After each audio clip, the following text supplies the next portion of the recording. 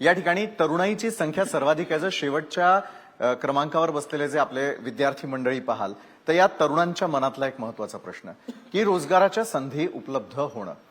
तुम्ही ज्यावेळेला प्रेझेंटेशन दिलेलं होतं त्यातला एक महत्वाचा मुद्दा मला आज अधोरेखित करावासा वाटतो की ज्यावेळेला तरुण मंडळी ही प्रशिक्षणाच्या दृष्टीनं आपलं क्षेत्र निवडताना दिसते, तसंच सहकार क्षेत्रामध्ये पुढल्या 5 वर्षांचं टार्गेट असेल ते म्हणजे 17 लाख प्रशिक्षित विद्यार्थी तयार करणं.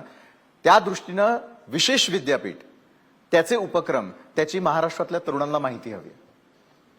आज बघा, देशातला सहकार शेवटी हा विश्वासार्हतेवरती चालतो. हां, तुम्ही लोकांचा विश्वास किती संपादन करता, तुमच्या कारभारामध्ये किती ट्रान्सपरन्सी आहे, पारदर्शकता आहे, त्याच्यावरती सहकार टिकतं.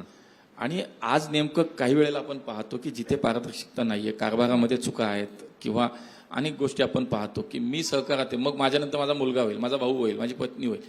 हे जे आहे ना, आज सहकार क्षेत्र जर भविष्यामध्ये आम्हाला त्याच्यातनं जर आम्हाला देश घडवायचा आहे, आम्हाला आमची आर्थिक स्थिती, ग्रामीण आर्थिक स्थिती जर आम्हाला पुढच्या काळात अधिक सक्षम करायची असेल तर सहकारामध्ये प्रशिक्षित खरं तर आज मनुष्यबळ आलं पाहिजे. आज काय होतं, सहकारात नोकरी लागते, त्याला बँकेत नोकरी लागते. एखाद्या गावातली सोसायटी आहे, बँक्स म्हणतो, तिथला जो सचिव, ते अपेक्स बँकचा एमडी, ही सहकाराची आपण पाहतो की साधारणतः एक कामाची पद्धत आहे. आज होतं काय की सहकारात पहिली नोकरी मिळते, मग त्याला प्रशिक्षण दिलं जातं. याचा काहीच उपयोग होत नाही, आपण पाहिलं.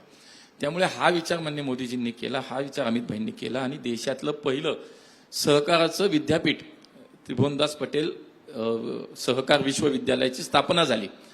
बघा, आज देशातला सहकार जर पाहिला तर पुढच्या 5 वर्षात तुम्ही म्हणाला तसा या देशामध्ये गावातल्या सोसायटीपासून अपेक्स बँक याचा जर सगळा विचार केला, एकूण सहकारचा विचार केला, तर आम्हाला कमीत कमी 17 लाख प्रशिक्षित आज तिथं मॅनपॉवर आम्हाला लागणार आहे.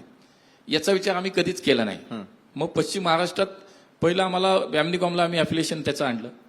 देशामधल्या कुठल्याही राज्यात, कुठल्याही शहरात आता या विद्यापीठाच्या अधिकृत आपल्याला कॉलेजेस, शाळा जे काय ते आम्हाला चालू करायला आता सुरुवात आमची झाली. ह्याच्या मागचा उद्देशच हा आहे की प्रशिक्षित होऊन तुम्ही सहकारात जा.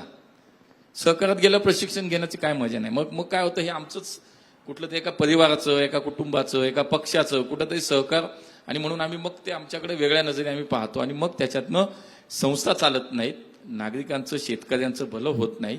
ह्या काही ठिकाणची उदाहरणं पाहिल्यानंतर आपल्याला वास्तव हे लक्षात येतं. म्हणून हा विचार केला गेला.